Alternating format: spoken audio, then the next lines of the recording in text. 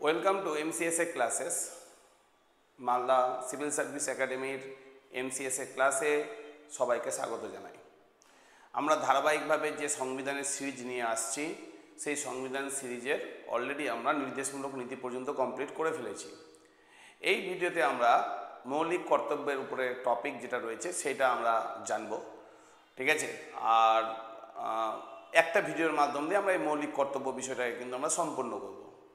মৌলিক কর্তব্য শেষ হয়ে যাওয়ার পরেই পরবর্তীতে রাষ্ট্রপতির উপরে আমাদের দুটো ভিডিও আসবে। একটাতে রাষ্ট্রপতির বৈশিষ্ট্য, রাষ্ট্রপতির কী কী কর্মকাণ্ড রয়েছে তার বৈশিষ্ট্য, আর দ্বিতীয় যেটা সেটা হচ্ছে আমাদের যে বিভিন্ন রাষ্ট্রপতি রয়েছে সেই রাষ্ট্রপতিদের তালিকা এবং সেই রাষ্ট্রপতিদের সম্বন্ধে কিছু কিছু অজানা তথ্য যেগুলো তোমাদেরকে জানালে তোমাদের আগ্রহী হবে যে বিষয়গুলো কী কী। তো যাই হোক, আমরা সেগুলো পরবর্তী ভিডিওতে আলোচনা করব। আশা করছি এই ভিডিওগুলো তোমাদের খুব ভালো লাগছে। এই ভিডিওগুলো তৈরি করার মূল কারণই হচ্ছে, আমি বারবার বলেছি যে আমাদের ফাউন্ডেশনটাকে, তোমাদের যে ফাউন্ডেশন রয়েছে, তোমাদের যে ভিত্তি রয়েছে সাবজেক্টের, সেটাকে তৈরি করার জন্য। যে কোনো চাকরির লাইনের যে কোনো প্রার্থী প্রথম থেকে যদি এই ফাউন্ডেশনের ভিডিওগুলোকে যদি কমপ্লিট করে দেখে তাহলে কিন্তু অনেকটাই তাদের সংবিধান সম্বন্ধে কিন্তু ধারণা তৈরি হয়। এবং সংবিধান সম্বন্ধে ধারণা তৈরি করার ক্ষেত্রে এই ফাউন্ডেশন ভিডিওগুলো কিন্তু খুব গুরুত্বপূর্ণ হতে চলেছে, ঠিক আছে। তো যাই হোক, আর কথা না বাড়িয়ে আমরা মৌলিক কর্তব্যের উপরে যে এই ভিডিও রয়েছে সেই ভিডিওটা আমরা কমপ্লিট করছি, ঠিক আছে। তো তোমরা সব পিছনে দেখতেই পাচ্ছ যে টপিক এখানে অবশ্যই রয়েছে মৌলিক কর্তব্য। মৌলিক কর্তব্য কথাটার মানে হচ্ছে ফান্ডামেন্টাল ডিউটিস। যেমন ভারতবর্ষের সংবিধান নাগরিকদের জন্য মৌলিক অধিকারের ব্যবস্থা করে। ভারতবর্ষের সংবিধান সরকার কী কী কর্তব্য করবে না করবে তা নির্দেশমূলক নীতিতে বলে দেয়। ঠিক একইভাবে ভারতবর্ষের সংবিধান ভারতীয়দের কী কী কর্তব্য দেশের জন্য পালন করা উচিত তার সম্বন্ধেও বলে দিয়েছে। কিন্তু তোমাদেরকে এটাও মাথায় রাখতে হবে যে যখন আমাদের সংবিধান তৈরি হয়েছিল তখন কিন্তু এই বিষয়টা কিন্তু ছিল না। অর্থাৎ মূল সংবিধানে কিন্তু মৌলিক কর্তব্য বিষয়টা ছিল না। এটা মূল সংবিধানে ছিল না, অর্থাৎ পরবর্তীতে এসেছে। এবং 1976 সালে ইন্দিরা গান্ধীর সময় এই মৌলিক কর্তব্য বিষয়টি যুক্ত হয় এবং ভারতবর্ষের সংবিধানের 4A নম্বর পার্ট এবং ধারা হচ্ছে 51A অর্থাৎ 51A, এইখানেই মৌলিক কর্তব্যের কথা বলা রয়েছে। যখন মৌলিক কর্তব্য প্রথম এসেছিল তখন 10টি কর্তব্য ছিল, কিন্তু পরবর্তীতে একটি কর্তব্য বেড়ে 11টি কর্তব্য হয়ে যায়। অর্থাৎ মৌলিক কর্তব্য বর্তমানে রয়েছে 11টি। এই ভিডিওতে আমরা এই মৌলিক কর্তব্য 11টা কী কী রয়েছে এবং মৌলিক কর্তব্য কিভাবে আসলো তার ইতিহাস সম্বন্ধে আমরা জানার চেষ্টা করব। চলো কথা না বাড়িয়ে আমরা এই ভিডিওটা শুরু করছি। তো এখানে দেখতে পাচ্ছ মৌলিক কর্তব্য ফান্ডামেন্টাল ডিউটিস, এই কনসেপ্ট এখানে লেখাই রয়েছে, ঠিক আছে। তারপরে দেখো যে এইখানে দেখো স্পষ্ট করে লেখা আছে যে ভারতবর্ষের সংবিধানে উল্লেখিত নাগরিকদের কর্তব্যগুলিকেই মৌলিক কর্তব্য বলা হয়। এবং এই যে মৌলিক কর্তব্য যে বিষয়টা রয়েছে এই বিষয়টা 51A নম্বর ধারাতে রয়েছে, 51A নম্বর ধারাতে রয়েছে। আর পার্ট নম্বর 4A রয়েছে, 4A। তাহলে মূল সংবিধানে এটা ছিল না। অলরেডি আমি তোমাদেরকে আগে বলেছি পরবর্তীতে যুক্ত হয়েছে এবং এটা পরবর্তীতে 42তম সংবিধান সংশোধনীর মাধ্যমে যুক্ত হয়েছে 1976 সালে। এবং এই সময় দেশের প্রধানমন্ত্রী যিনি ছিলেন তিনি হলেন মাননীয়া ইন্দিরা গান্ধী। ইন্দিরা গান্ধী মনে করতেন যে ভারতের নাগরিকদের জন্য বেশ কিছু কর্তব্য রয়েছে, ভারতবর্ষের প্রতিটা নাগরিককে এই কর্তব্যগুলোকে মেনে চলা উচিত। তাই আমাদের ভারতবর্ষের সংবিধানে নতুন করে একটা পার্ট যুক্ত করেন এবং সেইভাবে আমাদের মৌলিক কর্তব্য আমাদের ভারতবর্ষের সংবিধানের সাথে সংযোজিত হয়, ঠিক আছে। এবার আমরা পরবর্তীতে আমরা যাচ্ছি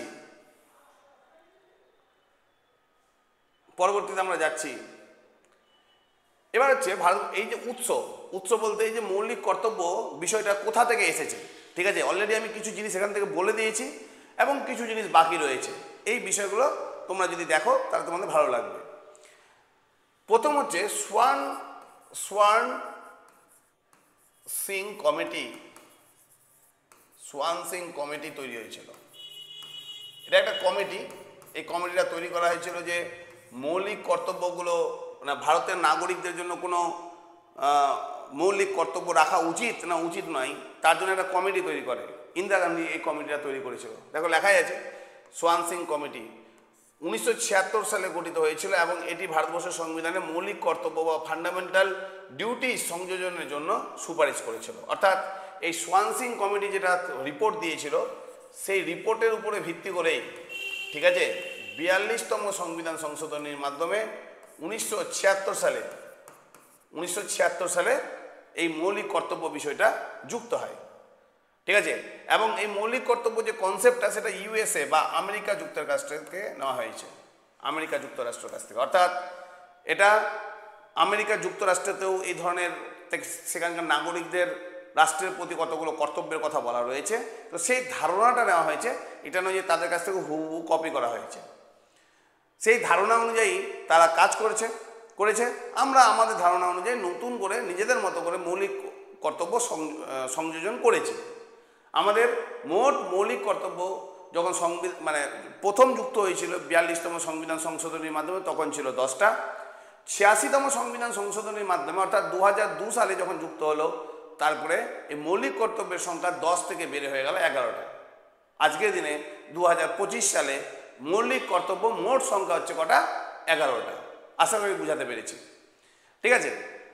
তাহলে এবার আমরা এই মৌলিক কর্তব্যের গুলো আমরা যে যাবো, যে হঠাৎ করে মৌলিক কর্তব্য মানে কেন রাখা হয়েছিল, ঠিক আছে। দেখো লেখাই আছে মৌলিক কর্তব্যগুলির উদ্দেশ্যগুলো কি কি ছিল, ঠিক আছে। তো মৌলিক কর্তব্যগুলোর উদ্দেশ্যগুলোর পরিপ্রেক্ষিতে দেখো কেন মৌলিক কর্তব্য তৈরি করা হলো সেই প্রসঙ্গে এখানে রয়েছে। নাম্বার 1 কি বলছে? নাম্বার ওয়ান বলছে যে দেশপ্রেম প্রচার করা। অর্থাৎ আমাদের যে একটা দেশ আছে সেই দেশপ্রেম ভারতীয়দের মধ্যে যাতে আসে সেই জিনিসটাকে প্রচার করা। তোমাদের জানিয়ে রাখি আমাদের ভারত কত কষ্টের মাধ্যম দিয়ে যে স্বাধীনতা পেয়েছে, হয়তো এখনকার জেনারেশন বা এখনকার মানে বিভিন্ন ধরনের যারা সংবেদনশীল ব্যক্তিত্ব নয় তারা অতটা বুঝতে পারে না। তো সেই জায়গায় দাঁড়িয়ে দেশ কাকে বলে, দেশের প্রতি প্রেম কেন থাকা উচিত, সেই জিনিসটা মানুষকে অনুভব করাতে হবে। সেই অনুভব করানোর জন্যই সংবিধানে মৌলিক কর্তব্য সংযোজিত হয়। নাম্বার 1। নাম্বার 2, জাতীয় স্বাধীনতা সংগ্রামে আদর্শ অনুসরণ করা। অর্থাৎ আমরা যে স্বাধীনতা সংগ্রামে জয়লাভ করেছি, আমরা যে সংগ্রামের মাধ্যম দিয়ে দেশকে স্বাধীনতা নিয়ে এসেছি, বর্তমান প্রজন্ম যদি সেই সংগ্রামটাকে না জানে, সেই সংগ্রামটাকে যদি অনুভব করতে না পারে, তাহলে দেশের প্রতি কীভাবে ভালোবাসা আসবে? অতএব দেশের প্রতি ভালোবাসা আনার উদ্দেশ্যে আমাদের স্বাধীনতা সংগ্রামের যে উদ্দেশ্য, যে স্বার্থত্যাগ, যে বিষয়গুলো ছিল, সেই বিষয়গুলো মানুষের মধ্যে জাগ্রত করার জন্য এই মৌলিক কর্তব্যকে ভারতের সংবিধানের সাথে যুক্ত করা হয়। তারপর নাম্বার 3 বলছে ভারতের সংহতি রক্ষা করা। আর যাই হয়ে যাক, আমাদের মধ্যে যতই ঝগড়া ঝামেলা যাই হোক না কেন, সেটা জাতি ধর্ম বর্ণ নির্বিশেষে মাথায় রাখবে সবাই কিন্তু আমরা হচ্ছে কি ভারতীয়। আমাদেরকে বুঝতে হবে আমরা যে ভারতীয়, আমাদেরকে সবাইকে দিনের শেষে কিন্তু একসাথে হয়ে থাকতে হবে। তো অতএব এই যে কথাটা লেখা রয়েছে যে ভারতের সংহতি রক্ষা করা, ভারতের সংহতি রক্ষা তখনই হবে যখন আমাদের দেশের প্রতি সেই আবেগ আসবে। আমরা কোন দেশে আছি, কেন আছি, কি উদ্দেশ্যে আছি, যখন আমরা এটা অনুভব করব, তখনই কিন্তু আমাদের দেশের প্রতি কিন্তু ভালোবাসা জন্মাবে, ঠিক আছে। অর্থাৎ আমাদের ভারতের যে সংহতি, ভারতের যে ঐক্য, সেই ঐক্যকে সঠিক করে রাখার উদ্দেশ্যেও আমাদের মৌলিক কর্তব্য বিষয়গুলোকে যুক্ত করা হয়। পরবর্তী দেখো নাম্বার 4, ভারতের সার্বভৌমত্ব, একতা মানে ঐক্য। ভারতের সার্বভৌমত্ব, ঐক্য এবং অখণ্ডতা রক্ষা করা। অর্থাৎ কোনো অশুভ শক্তি ভারতকে যাতে না ভাঙতে পারে, কোনো অশুভ শক্তি ভারতের উপরে যাতে বিদ্বেষ না ছড়াতে পারে, কোনো অশুভ শক্তি দেশের মধ্যে থেকেই দেশকে নষ্ট না করতে পারে। সেই কারণেই দেশাত্মবোধ ভারতীয়দের মধ্যে প্রচুরভাবে প্রয়োজন। আর যাই হয়ে যাক, দিনের শেষে যাতে আমরা ভারতীয়রা একত্রিত থাকি যে আমরা আমাদের দেশের জন্য নিজের জীবন দিয়ে দেব। অতএব সেই দেশাত্মবোধ, সেই জাতীয় ঐক্য, সেই অখণ্ডতা সব কিছু বজিয়ে রাখার উদ্দেশ্যে একদিকে যেমন আমাদের কি ইতিহাসকে মনে রাখতে হবে, আমাদের স্বাধীনতা সংগ্রামকে মনে রাখতে হবে, অন্যদিকে আমাদের যে দেশ তৈরির যে ত্যাগ তাকে মনে রাখতে হবে। এবং এই সব জিনিসগুলোকেই অনুভব করার জন্যই মৌলিক কর্তব্যকে ভারতের সংবিধানের সাথে যুক্ত করা হয়। আমি বোঝাতে পেরেছি? তারপরে নেক্সট,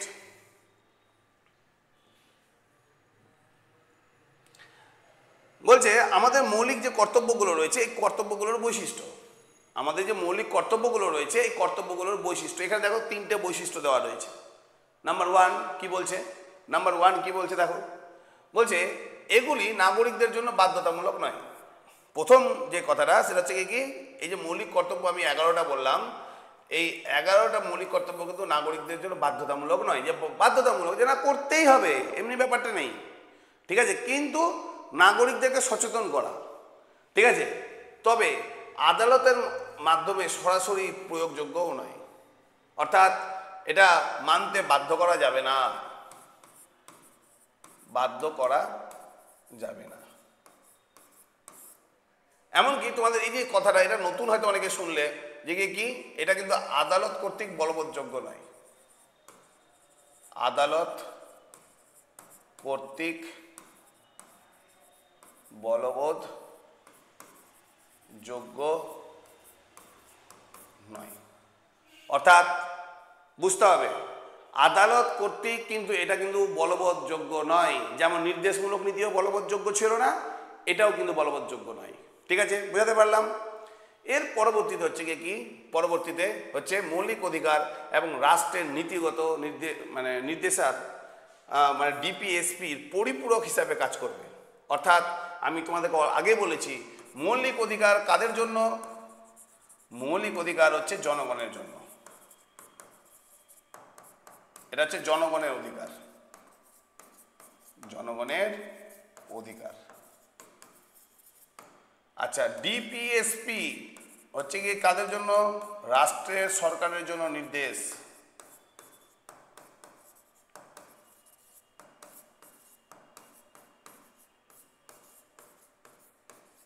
রাষ্ট্রের সরকারের জন্য নির্দেশ।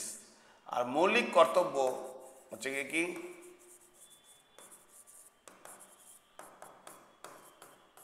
জনগণের কর্তব্য।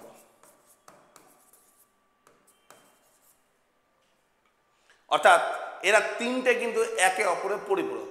পরিপূরক কথাটার মানে ভারতের সংবিধান যে আমাদেরকে মৌলিক অধিকার দিয়েছে, সেই মৌলিক অধিকার অক্ষরে অক্ষরে মেনে চলতে বাধ্য সরকার থেকে শুরু করে, সিস্টেম থেকে শুরু করে, জুডিশিয়ারি থেকে শুরু করে সবাইকে। ভারতবর্ষের ইতিহাসে সব থেকে বেশি যদি ক্ষমতা কাউকে দেওয়া হয়েছে মৌলিক অধিকারের মাধ্যমে জনগণকে। ঠিক আছে, আর এই মৌলিক অধিকারের মাধ্যম দিয়ে জনগণ তার রাজনৈতিক স্বাধীনতা পায়, রাজনৈতিক স্বাধীনতা পায় এবং কিছু মৌলিক অধিকারের স্বাধীনতা পায়। অন্যদিকে নির্দেশমূলক নীতির মাধ্যমে সংবিধান সরকারকে নির্দেশ দিয়েছে। কি নির্দেশ দিয়েছে? যে সাধারণ নাগরিককে জীবিকা এবং আর্থসামাজিক দিক থেকে উন্নত করার উদ্দেশ্যে তোমাকে কি করতে হবে? এই নিয়মগুলো মেনে চলতে হবে। অর্থাৎ সরকারের জন্য গাইডলাইন আছে। একদিকে সরকারকে কর্তব্য পালন করতে হচ্ছে, রাষ্ট্রকে কর্তব্য পালন করতে হচ্ছে, অন্যদিকে আবার কিছু নির্দেশ দেওয়া রয়েছে, সেগুলোকে মেনে চলতে হচ্ছে।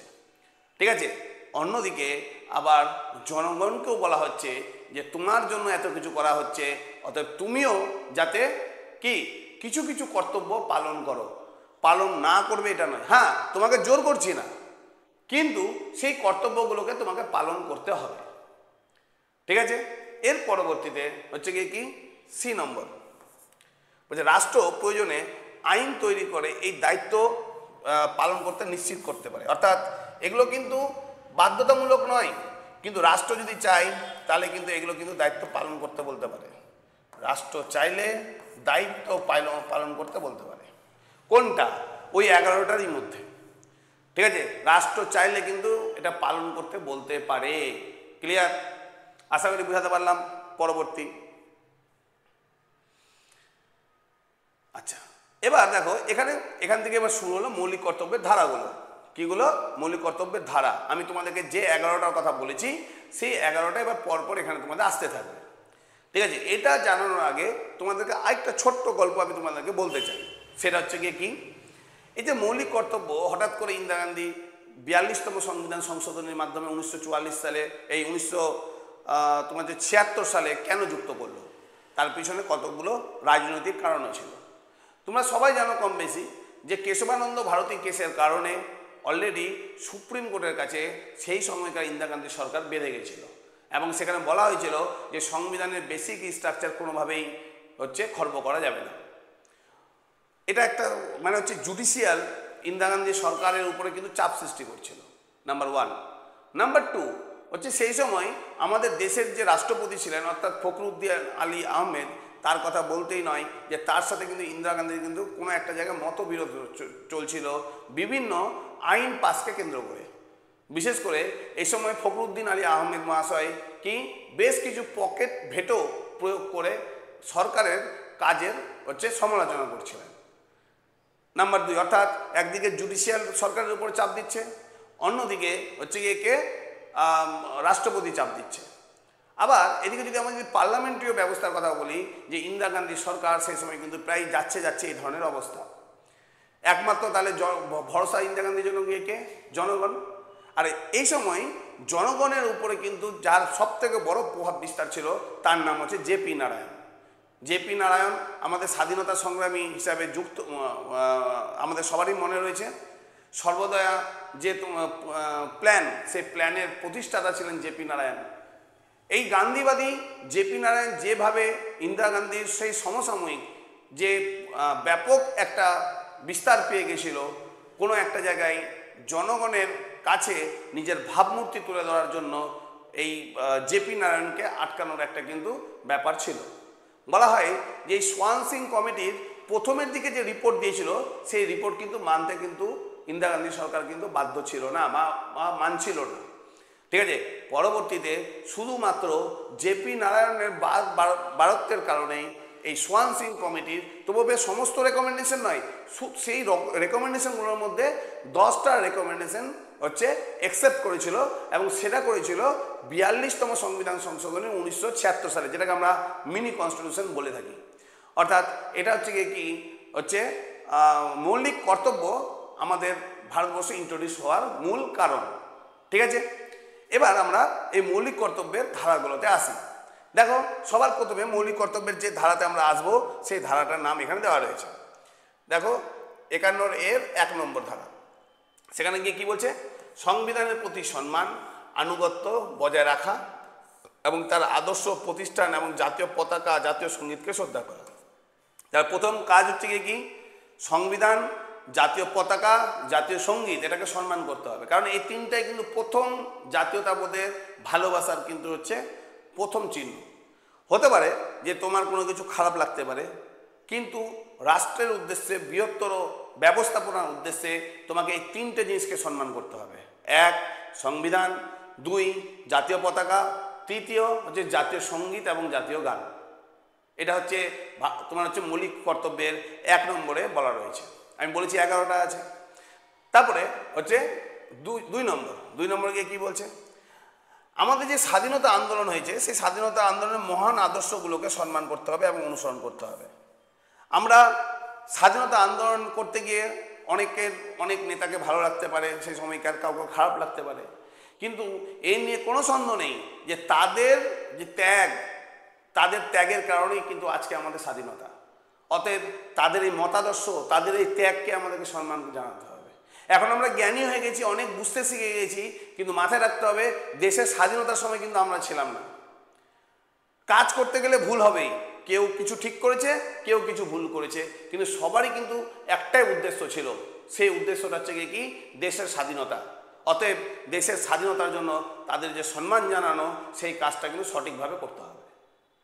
ঠিক আছে, নাম্বার 3 কি বলছে? ভারতের সার্বভৌমত্ব, ঐক্য এবং অখণ্ডতা বজিয়ে রাখা। অর্থাৎ আমরা ভারতের নাগরিক, মাথায় রাখতে হবে আমাদেরকে ভারতের সার্বভৌমত্ব বজিয়ে রাখতে হবে। তার জন্য যদি আমাকে ত্যাগ কিছু করতে হয়, আমাকে করতে হবে। ভারতের যদি ঐক্য বুঝিয়ে রাখতে হবে, বৃহত্তর স্বার্থে ঐক্য বুঝিয়ে রাখার জন্য যদি আমাকে কিছু যদি মেনে নিতে হয় তো মেনে নিতে হবে, ঠিক আছে। ভারতের অখণ্ডতাকে বুঝিয়ে রাখতে হবে, কারণ আমাদের অখণ্ডতাতে কিন্তু আমাদের শক্তি। অতএব আমাদের অখণ্ডতা কোনোভাবে যাতে নষ্ট না হয় সেটাও কিন্তু দেখার দায়িত্ব হচ্ছে একে ভারতের জনগণের। তার জন্য যদি আমাদের ব্যক্তিগত স্বার্থ যদি জলাঞ্জলি দিতে হয় সেটা দিতে হবে, ঠিক আছে। এটা হচ্ছে নাম্বার 3। নাম্বার 4 কি বলছে, দেশ রক্ষার জন্য প্রয়োজনে সেবা করা এবং আহ্বানে সাড়া দেওয়া। অনেক সময় দেশের মধ্যে এত বড় বাধা বিপত্তি আসছে যে সরকার তথা রাষ্ট্র তোমাকে আহ্বান করছে যে তোমাকে দেশ বাঁচাতে আসতে হবে, সেক্ষেত্রে তোমাকে আসতে হবে, তোমাকে সেই দেশ বাঁচানোর কাজে সাড়া দিতে হবে। এই ধরনের চিন্তাধারা কিন্তু তোমার মধ্যে রাখতে হবে এবং দেশপ্রেম তোমার মধ্যে কিন্তু জাগাতে হবে, ঠিক আছে। তো এই হলো কত নম্বর, 51-এর 4। এরপর হচ্ছে 51-এর 4-এর পর 51-এর 5। 51-এর 5, এখানে দেখো 5 থেকে 8 আছে, আমি বলেছি 11টা টোটাল আছে। এবার হচ্ছে 5 নম্বর। 5 নম্বর গিয়ে কি বলছে, বলছে ভারতের জনগণকে সম্প্রীতি এবং ভ্রাতৃত্ববোধ বজায় রাখতে হবে, অর্থাৎ এবং ধর্ম, ভাষা এবং প্রদেশের ভিত্তিতে বিভেদ সৃষ্টি করা যাবে না। আমরা ভারতের জনগণ মাথায় রাখতে হবে আমাদের সম্প্রীতি বজায় রাখার দায়িত্ব আমাদের এমন কোনো বিভেদমূলক হিংসা বা প্রতিহিংসা করা উচিত নয় যেখানে রাষ্ট্রের অখণ্ডতা ক্ষুণ্ণ হয়, এবং এটা যদি হয় তো সেটা হচ্ছে কি রাষ্ট্রের প্রতি একটা হচ্ছে বিরুদ্ধ আচরণ, এবং এই বিরুদ্ধ আচরণে কিন্তু তোমাকে ছেড়ে কথা বলা হবে না। এটা হচ্ছে কত নম্বর, এটা হচ্ছে নাম্বার 5। নাম্বার 6, নারীদের প্রতি সহানুভূতিশীল হওয়া এবং তাদের মর্যাদা রক্ষা করা। আমাদের কর্তব্য রয়েছে যে আমাদের যে নারী, কেন আমরা সবাই জানি বৈদিক যুগের পর থেকে নারীদের কিন্তু কোনো একটা জায়গায় আমাদের পুরুষতান্ত্রিক সমাজ ব্যবস্থায় কিন্তু ডোমিনেন্স করা হয়েছে, এবং এই ডোমিনেন্ট করার যে ব্যবস্থাপনা সেটা কোনো একটা জায়গায় নারীর অধিকারকে হচ্ছে গিয়ে কি বছর পর বছর কি করেছিল, ক্ষুণ্ণ করেছিল। হতে পারে যে দেশ চালাতে গিয়ে আজকে নারীদেরকে বিশেষ সম্মানের ব্যবস্থা করা হচ্ছে, সেই সম্মানটাকে কিন্তু আমাদেরকেও কিন্তু বুঝিয়ে রাখতে হবে। কেন, তার পিছনে একটাই কারণ হচ্ছে গিয়ে কি দেশের মধ্যে একটা গিয়ে কি ভালো বাতাবরণ, ভালো ব্যবস্থাপনা তৈরি করা হচ্ছে গিয়ে শুধুমাত্র সরকারের দায়িত্ব নয়, তার সাথে সাথে প্রতিটা জনগণের দায়িত্ব, ঠিক আছে। তারপরে হচ্ছে কি 7 নম্বর। 7 নম্বরে গিয়ে কি বলছে, পরিবেশ সংরক্ষণ করা, প্রাকৃতিক সম্পদকে সংরক্ষণ করা, বন্যপ্রাণী এবং উদ্ভিদকে সংরক্ষণ করা। অর্থাৎ আমাদের দেশের যে পরিবেশ রয়েছে, পরিবেশ বলতে গিয়ে কি প্রকৃতি সংক্রান্ত পরিবেশ, তাকে সংরক্ষণ করতে হবে। বন্যপ্রাণী, গাছ যেটা পরিবেশের সাথে জড়িত সেটাকে সংরক্ষণ করতে হবে। যদি আমরা এগুলোকে যদি সংরক্ষণ করতে না পারি তাহলে হচ্ছে কি ভারতীয় ব্যবস্থা কোনো একটা জায়গায় নষ্ট হতে পারে, আমাদের বাস্তুতান্ত্রিক সিস্টেম কিন্তু নষ্ট হতে পারে, সেটা করা যাবে না। আমাদের পরিবেশ, আমাদের বন্যপ্রাণী, আমাদের বন্য উদ্ভিদ, আমাদের সাধারণ উদ্ভিদ, সেই উদ্ভিদদেরকেও দেখার এবং রক্ষা করার দায়িত্ব প্রতিটা জনগণের হলো। তারপরে নাম্বার 8, বৈজ্ঞানিক চিন্তাধারা এবং মানবতা ও সংস্কারমূলক মনোভাব গড়ে তুলতে হবে। ভারতীয় হিসাবে তোমাকে যদি দায়িত্ব পালন করতে হয় তো তোমার মধ্যে বৈজ্ঞানিক চিন্তাধারা নিয়ে আসতে হবে, কুসংস্কারের চিন্তাধারা থেকে তোমাকে দূরে আসতে হবে। একটা আধুনিক চিন্তাধারা যে ধরনের হয় সেই জিনিসটা তোমার মধ্যে তুলে ধরতে হবে। আর কি তোমার মধ্যে মানবতা নিয়ে আসতে হবে, অপরের প্রতি ভালোবাসা নিয়ে আসতে হবে। একটা কঠোর রোবটিক মানুষ হয়ে গেলাম এবং অন্যের ভালো বা খারাপ আমি কিছুই দেখলাম না, এই জিনিসটা করা কিন্তু যাবে না, ঠিক আছে। এবং হচ্ছে কি সংস্কার মুক্ত হচ্ছে কি মনোভাব রাখতে হবে। অর্থাৎ আমরা আজকে যে জায়গায় আছি সেখান থেকে যাতে আমরা বেটার জায়গায় যাই, তার জন্য মাঝে মধ্যে সংস্কারের প্রয়োজন। সংস্কারহীন জীবন কিন্তু অচল। অতএব প্রতিটা মুহূর্তে আমাদের চিন্তাধারা, আমাদের ব্যবহার, আমাদের দেশের প্রতি ভালোবাসা সব দিক থেকেই সংস্কারমূলক চিন্তাধারা নিয়ে আসতে হবে, ঠিক আছে। এটা হচ্ছে কত নম্বর, এটা হচ্ছে নাম্বার 8। এবার হচ্ছে 8-এর পর দেখো 9, 10, 11। 9 নম্বর কি বলছে, সামগ্রিকভাবে জনসাধারণের প্রতি শ্রদ্ধাশীল হওয়া এবং জাতীয় সম্পদ সঠিকভাবে ব্যবহার করা। আমরা সামগ্রিকভাবে অর্থাৎ যদি আমরা যখন আমরা 140 কোটি মানুষের কথা বলবো তখন কিন্তু আমাদেরকে সংবেদনশীল হতে হবে, আমাদেরকে কি হবে, দায়িত্বশীল হতে হবে। এটা হওয়া কিন্তু বিশেষভাবে প্রয়োজন। সাথে সাথে গিয়ে কি জাতীয় সম্পদকে কিন্তু আমাদেরকে কি করতে হবে, সঠিকভাবে রাখতে হবে। অর্থাৎ জাতীয় সম্পদ সঠিকভাবে যদি আমরা যদি ব্যবহার না করি সেই জিনিসটা কিন্তু খারাপ। যেটা দেশের, যেটা রাষ্ট্রের, সেই সম্পদকে নষ্ট করার অধিকার আমাদেরকে কেউ দেয়নি। আমরা আমাদের অধিকারকে ক্ষুণ্ণ রাখার জন্য সম্পদকে নষ্ট করছি, দেশের সম্পদকে, যেটা কার জন্য, আমার ব্যক্তিগত জন্য না, কিন্তু ওটা সার্বিক সবার জন্য ব্যবহারের, সেটাকে অধিকার মানে কেউ কিন্তু হচ্ছে কি নষ্ট করার অধিকার দেয়নি। অতএব তোমাকে দায়িত্বশীল হতে হবে যাতে তুমি কি দেশের সম্পদের কি করো, তোমার হচ্ছে দেশের সম্পদের বিষয়টাকে গুরুত্ব দাও, দেশের সম্পদ যাতে নষ্ট না হয় সেটা জিনিস লক্ষ্য করো। তুমি নিজেও নষ্ট করবে না, অন্য কেউ নষ্ট করলেও তাকেও কিন্তু বাধা দেবে। ঠিক আছে। তারপরে 10 নম্বর, সর্বক্ষেত্রে শ্রেষ্ঠত্ব অর্জনের চেষ্টা করা যাতে করে দেশ উন্নত হয়। আমাদের দেশ উন্নত করার জন্য সর্বক্ষেত্রে চেষ্টা করতে হবে, সেটা যে কোনো ধরনের চেষ্টা। জাতীয় সম্পদকে সঠিকভাবে রাখাটাও একটা চেষ্টা। আজকে আমাদের যেখানে যেখানে মনুমেন্টসগুলো আছে, মনুমেন্টস মানে যেমন ধরো হচ্ছে কোনো জায়গায় তাজমহল রয়েছে, কোনো জায়গায় বিবিকা মাকবারা রয়েছে, কোনো জায়গায় লালকেল্লা রয়েছে, কোনো জায়গায় ধরে নাও তোমার হচ্ছে সোমনাথের মন্দির রয়েছে, সেটা মন্দির হোক মসজিদ হোক, যার একটা ঐতিহাসিক ভিত্তি আছে, সেই মনুমেন্টসগুলোকে ঠিকঠাক করে বাঁচিয়ে রাখার দায়িত্ব কিন্তু আমাদের সকলের। কেন? ওগুলো দেশের সম্পদ। দেশের মধ্যে যদি শ্রেষ্ঠত্ব আনতে হয় দেশের সম্পদকে কিন্তু ঠিক রাখতে হবে, সেই সম্পদকে নষ্ট করার অধিকার তোমাকে কেউ দেয়নি। ঠিক আছে, এটা হচ্ছে নাম্বার 10। আচ্ছা, একটু তোমাদের বলে রাখি, এই 10 নম্বর পর্যন্তই কিন্তু হচ্ছে কি মূল সংবিধানে কিন্তু ছিল। এই মূল সংবিধান বলছি 42তম সংবিধান সংশোধনীর মাধ্যমে, অর্থাৎ 1976 সাল থেকে কিন্তু ছিল 10টা। এই 11 নম্বরটা, যেটা 11 নম্বরটা পরবর্তীতে যুক্ত হয়, সেটা হচ্ছে 86তম সংবিধান সংশোধনীর মাধ্যমে, এবং এটা কত সালে? 2002 সালে। এখানে গিয়ে কি বলা হচ্ছে? 6 থেকে 14 বছরের যারা শিশু তাদেরকে প্রাথমিক শিক্ষা নিশ্চিত করা।